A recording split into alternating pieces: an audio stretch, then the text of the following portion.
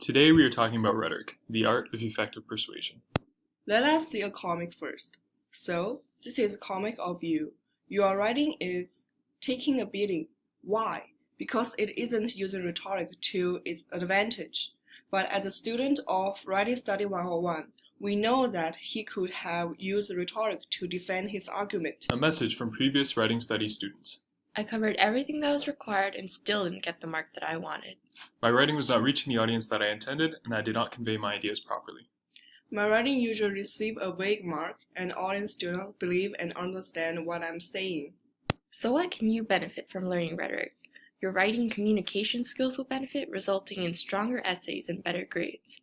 Let's go to our friend Aristotle and see what he has to say about rhetoric. So here's a definition from Aristotle. The faculty of discovering the possible means of persuasion in reference to any subject whatever.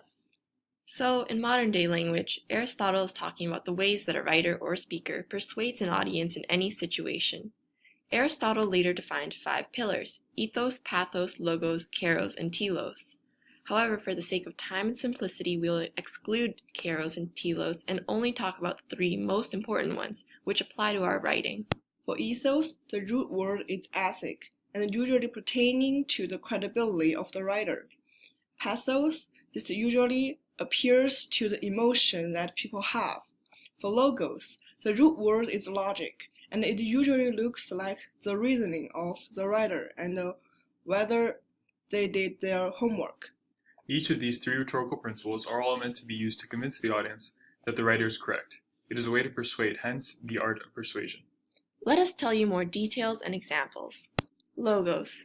Here we address the logic behind our claims. We are trying to convince the audience using reason. To do this, we make sure that there's enough evidence, the evidence is typical of what's expected, it's trustworthy, and is relevant to our topic.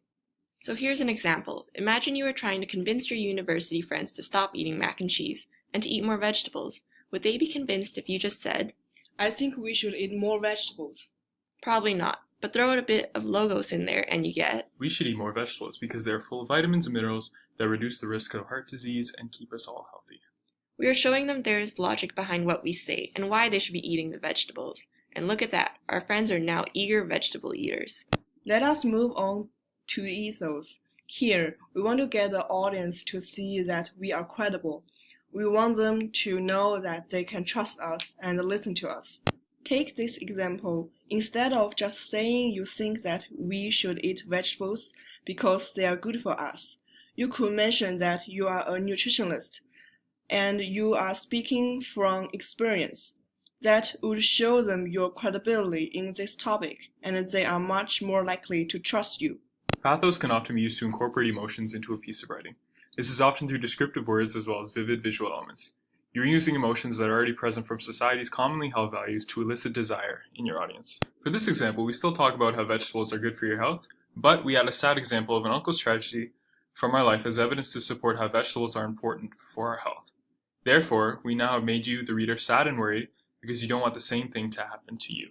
Although convincing your friends to eat vegetables is a great idea, what other ways can rhetoric be applied to you? We go on to explore this in academic and non-academic examples. When writing an essay, it is essential to have a strong argument so that you can convince your audience that you are right.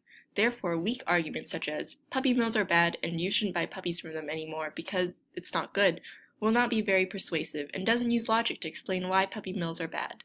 It also doesn't indicate whether or not the reader can be trusted because they are only using examples of themselves as sources.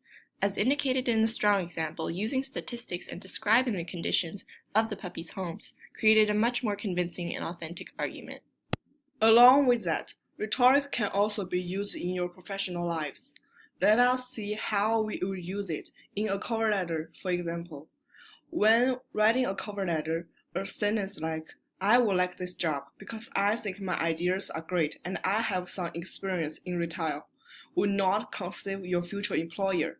However, by applying rhetoric principles, you will have a much stronger proposal as to why you are the ideal candidate. Now to close off, we wanted to show you that throughout our presentation, we also used rhetorical principles to get our message across to you.